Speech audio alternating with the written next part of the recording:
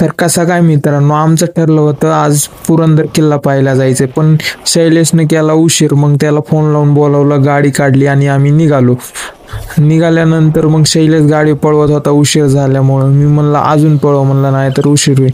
मग आम्ही पोहोचलो उरुळी कांचनमध्ये. भाऊ गाडी रपारप रपारप चालवत होता आणि मी आपला व्हिडिओ काढत होतो.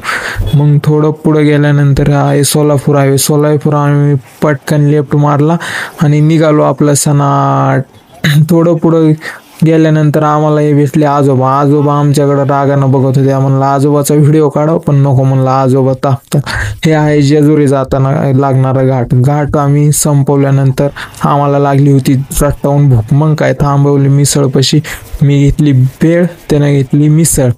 मग काय खाऊन ताव मारून आम्ही निघालो किल्ल्याकडे निघताना हा डोंगर, ते आम्हाला रस्ता माहितीच नव्हता म्हणून आम्ही थोडं पुढं गेलं. त्याला म्हणलं वळव गाडी, म्हणलं आपल्याला किल्ल्याकडे जायचंय. मग काय वळव